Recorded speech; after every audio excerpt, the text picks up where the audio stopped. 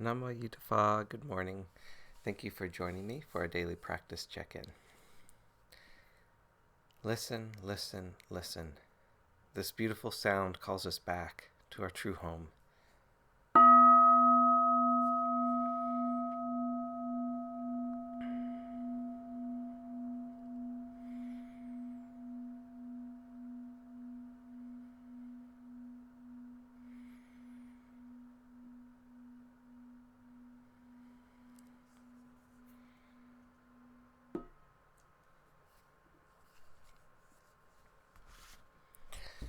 The fourth mindfulness training. Aware of the suffering caused by unmindful speech and the inability to listen to others, I vow to cultivate loving speech and deep listening in order to bring joy and happiness to others and to relieve others of their suffering. Knowing that words can create happiness or suffering, I'm determined to speak truthfully with words that inspire self-confidence, joy, and hope. I will not spread news that I do not know to be certain, and will not criticize or condemn things of which I am not sure. I will refrain from uttering words that can cause division or discord, or that can cause the family or the community to break. I'm determined to make all efforts to reconcile and resolve all conflicts, however small.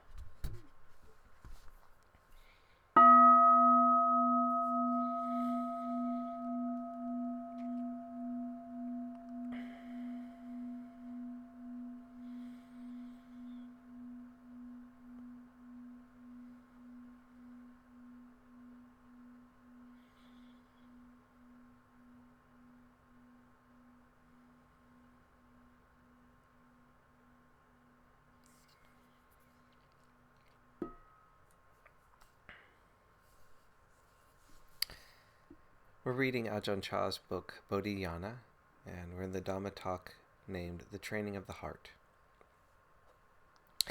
In the beginning, you have to train your heart like this. You may not understand what is happening or what the point of it is, but when the teacher tells you to do something, you must do it. You will develop the virtues of patience and endurance. Whatever happens, you endure, because that is the way it is. For example, when you begin to practice samadhi, you want peace and tranquility, but you don't get any.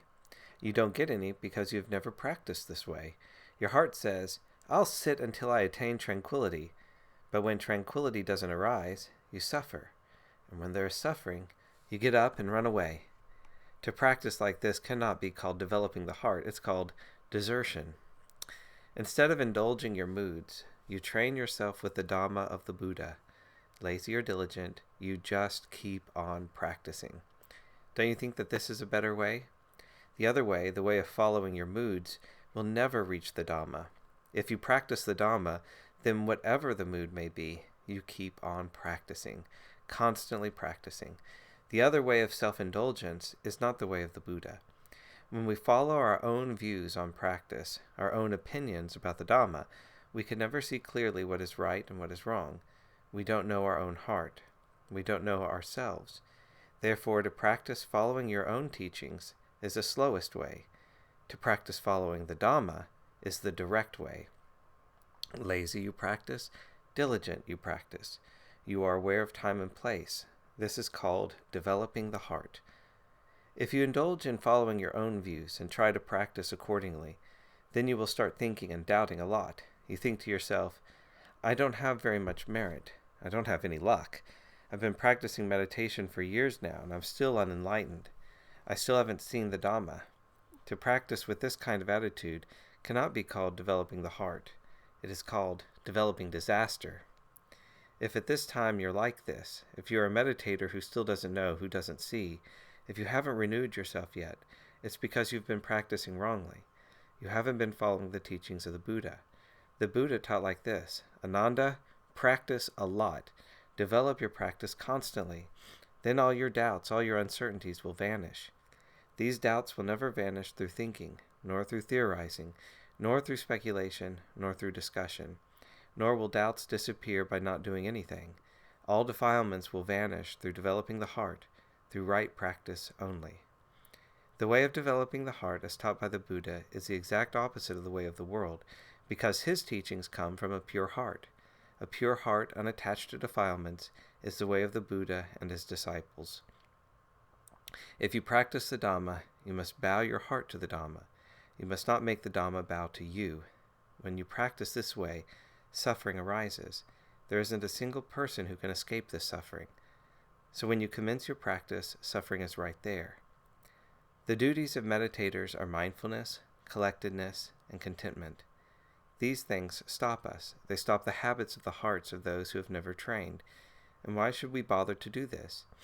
If you don't bother to train your heart, then it remains wild, following the ways of nature. It's possible to train that nature so that it can be used to advantage.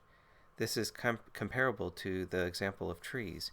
If we just left trees in their natural state, then we would never be able to build a house with them. We couldn't make planks or anything of use in building a house. However, if a carpenter came along wanting to build a house, he would go looking for trees such as these. He would take this raw material and use it to advantage. In short time, he could have a house built. Meditation and developing the heart are similar to this.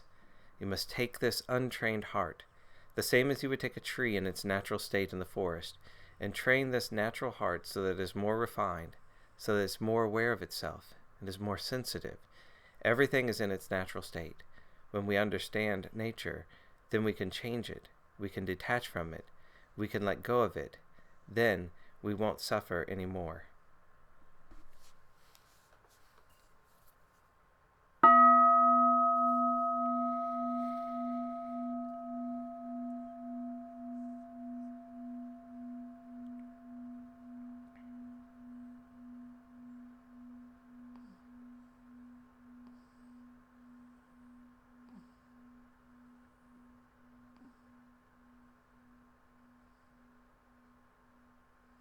May all beings be well. May all beings be happy. May all beings be peaceful. Sadhu, sadhu, sadhu. Thank you for joining me this morning.